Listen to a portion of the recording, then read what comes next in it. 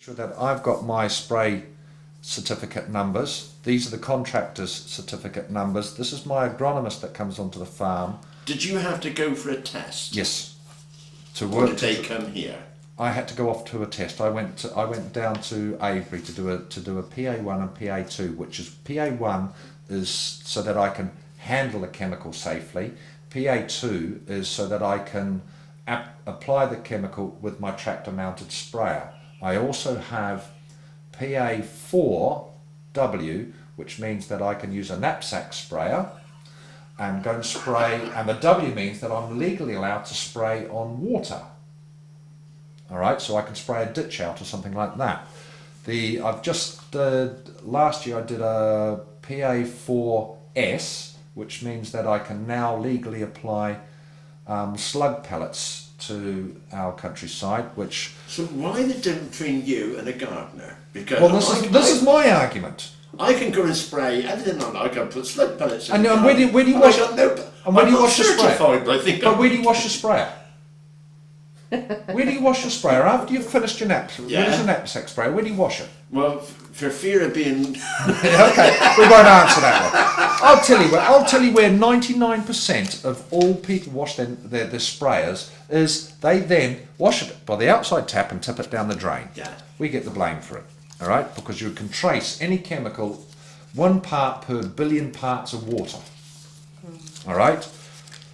Now we're going through this. This is my passport certificate to say that I've got my new certificate numbers to come up. These passports go on the stickers go on the passports when I sell the grain. All right. So a lorry comes in, loads up with grain. This is health and safety gone mad again. I have to sample the lorry load. Before it goes on to the lorry. I have to sample the lorry load once it's gone onto the lorry. Right. Okay, but health and safety wise, I'm not allowed to climb onto the man's lorry to do it. Right. All right, so I don't quite know how So I'm you've got supposed. some very long arms. Yeah, I've got long arms. All right, so I don't quite know how I'm going to sample the lorry. With from the ground, because I'm not allowed to climb onto his machine. So I sample it.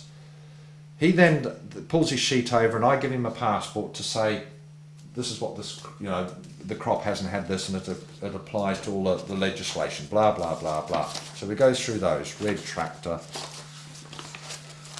That's more pages of what wheat crops and what we've got. Napa farm. We then come into this. Here is a crop protection management plan. This is to do with spraying, the legislation on what am I doing to make sure that we're keeping up with the standards. Are we making sure that our sprayer is tested? What are the sort of things are we doing to try and improve? It's all about trying to get improvement. There's about 25 pages in there of questions to fill in. And at the end of it, it's under different sections. You've got planning and preparation, field management, sprayer operation, storing, and record keeping. So the idea is you get scored, and the higher the score you've got, I think it is, the better you are. So who does the scoring then? It's all done self-assessment. You fill out that. My agronomist and I actually go through this, and we say, right. Have you been on a spray course lately? Yes, so that gives me a point or a couple of points or something like that.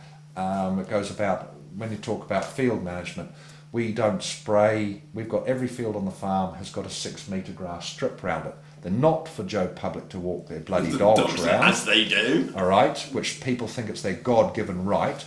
I've walked around here for 20 years. That's funny. The grass strips were only put in 10 years ago. So it's not. They're there for the environment. We're not even supposed to drive the tractors on them. But we do to top the first 3 metres against the crop, which we're legally allowed to do. That's the only time we should drive on them. But you've got Joe Public going around there. They've got the Labrador dogs and the Spaniel dogs and the Terrier dogs, and they're into all the grass. I was going to say they're not even on a lead, because all they think of is, the dogs are safe. There are no cars. That's my emergency contact numbers. Which I have to keep, which is my doctor, my nearest hospital A&E, my vet, the Thames Water, the boss, and all that sort of carry on. It all goes into the type of emergency, whether it is a failure of water supply, electricity, gas, whatever, which doesn't apply to us. Then it goes in my plan, what I'll do. I have to keep a copy of all that, locations of washing facilities, blah, blah, blah, blah. A complaints sheet in case somebody has a complaint against us. A spillage contingency plan, what I'll do. I quite like this one because it says, in the event of a spillage or leak, don't panic.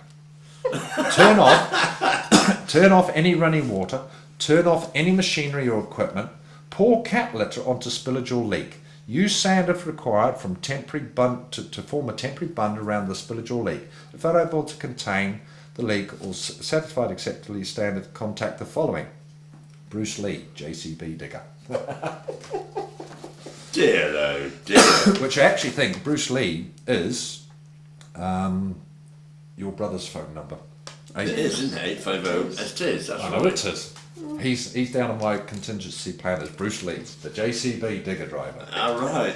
This is my GM declaration to say that there is no GM crops on this farm, grown anywhere or stored on this farm. That's Godfathers. rodent control.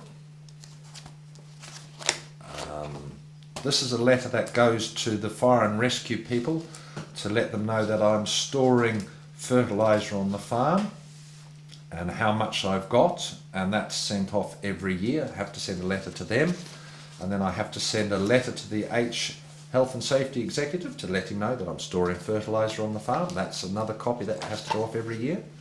This is a list of all the chemicals kept in my store, and this was supposed to be updated on a regular basis. It was last done on the 18th of the 1st, 2011. This is a sprayer cleaning and maintenance record. Then we go into... The public doesn't know that. We've got other cleaning and maintenance records. We've then got, this one here is a grain store risk assessment. And here I've got what the risk is. I've got the hazard, the risk, the action taken, and the recommendation if I have a problem for the roofs, the ceilings, the walls, the floor area, windows, machinery, and even the entry and exit points. That's the grain store cleaning record. Pest control. This is to decide whether there's birds or insects or whatever, or rats in my grain store. Recorded and... No birds are allowed nowadays, are they? No, it has to be completely bird-proof and rat-proof.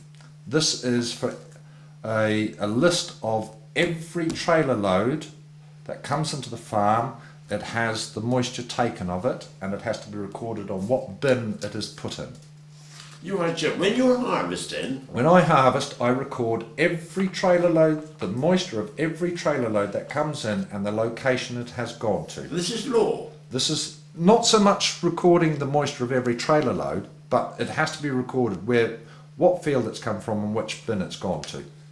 So that when they come to sample it, they can say, yes, we'll have grain from bin 1 or bin 2 only. And I can trace it. I can go back. I can tell you what grain is in bin 1. I can then go back and tell you what grain was in bin 1 last year. I can tell you what field it was growing in. I can tell you what chemicals have gone onto that field. I can tell you what fertiliser has been put on that field. I can tell you the day that it was ploughed. I can tell you the day it was drilled. I can tell you the day it was sprayed. And this is required by EEC regulations. That's right. I can tell you the time. What a load of baloney. I can tell you the time I started to spray the field. I can tell you the time I finished to spray the field. I can tell you the wind direction, the wind speed, the temperature. You know the most amazing And you still thing want to be in farming? The most amazing thing is you've got time to actually do the Do job. farming? Well, this is why we haven't. All right. This is my fertiliser spinner. They're keeping a record of when the maintenance on that. Every time it's used, after it's been used, it's been washed out and put away. Before it's used, it's been checked and calibrated before it was used. Grain store cleaning and maintenance record. Anything that's been done to the grain store, whether it's been swept out, grain floors put down, bait traps put in. What have we got? Spraying the grain store for bugs and that sort of thing. That's been through that one. Then we go into fusarium, talking about fusarium on wheat, how to check for fusarium in your wheat. This is how to score it, what crop was growing in the field beforehand, what chemicals it's had on it, blah, blah, blah, blah, your rainfall. This is when we've drilled our, cleaned our own seed. It can tell me what chemicals have gone on to the seed. It can also tell me on here it should have the man's number to say that he's qualified to do that, all right, which goes back to similar thing to my spraying certificate. He's got to have a certificate to handle the chemical to make sure he's competent at that. This is, what's this one? This is a seed lab analysis report. This is fertilizer into the farm. This is spraying of the chemical store. Spraying of the chemical store. This sign here, I'm not allowed to go into there on the 3rd day of July, and I'm supposed to stay out of there for 24 hours. Do not enter after being sprayed. This is the hazardous information sheet that goes with the spraying of the chemical store. Have to keep that. This is a tractor mounted front end loader which has to be tested every year to make sure that it's up to standard. That is the one for the teleporter, to say that's up to standard. This is every tractor has to. Anything that lifts has to have a safety certificate. This is one for the air compressor to say that it's up to standard and it's not got rusty holes in it. This is one to say that my fertilizer spinner has been tested and passed. All right, it was last tested on the 24th of the 2nd, 2011. It has to be tested every year and calibrated on a regular basis. This is fertilizer, that was last year's test certificate. This is my sprayer certificate to say that my sprayer has been tested and has passed. Okay, once I get that little sticker, the sticker's supposed to be stuck on the machine, but they get dirty and you can't always see it, so I keep it there just purely for safety's sake. All these certificates all cost. To get the fertilizer spinner tested costs us 150 quid. To get the sprayer tested costs us 150, 200 quid to get it tested. All right. What else do we want to know? My godfathers. That is unbelievable. This is to say, this was last year's report for this contractor that comes onto the farm to say that he's got his sprayer certificate. He's got his PA1 and PA2, and also that the sprayer is has got it past its certificate as well. Then we go into the spray sheets, which have to be recorded: start time or date, start time, finish time, wind speed, direction, and the temperature. It's also have to record whether I've got a 1 metre, 2 metre, 3 metre, 4 metre or 5 metre buffer zone, which means how far away it is from a water course. On this page, it also, up the top here, it'll tell me that it has a Lear operating classification B, which is to do with the chemicals that I'm using. It also tells me what water volume to use. You've got... God. Here's my agricultural waste exemption to say that I'm allowed to keep tyres on the farm. What else am I allowed to do? I'm allowed to spread diluted milk on the farm, burning waste in an incinerator, but I'm only allowed to burn green waste. I cannot burn anything else. Dear. What else do you want to know? You've put me off of farming. But this is our waste license to say that we can carry waste. That's our BIFA control to say that this is our BIFA contract to say that we're under waste control. There's pages and pages of hazardous waste registration report to prove that I've kept it all. Our certificate to say that we've passed everything. And that sheet underneath that you showed me at That the beginning. sheet there is Yeah. that sheet there is the map of the farm showing us what the wild bird plots that we're going to put on and the wild and nectar plots that we're going to have around the farm. This area here has gone into a scheme where we're not allowed to plough it anymore. It all has to be done minimum cultivation.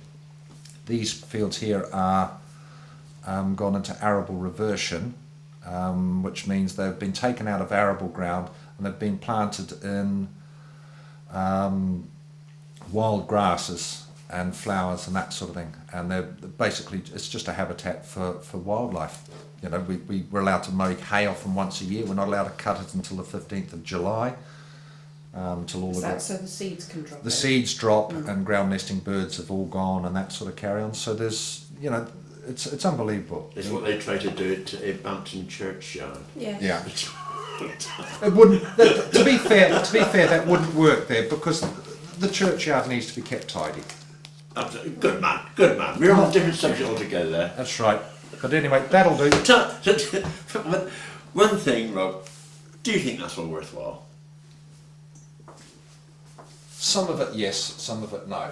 There's too much. Absolutely. There's too much. There's everything that's in here. This is only one folder of about 8.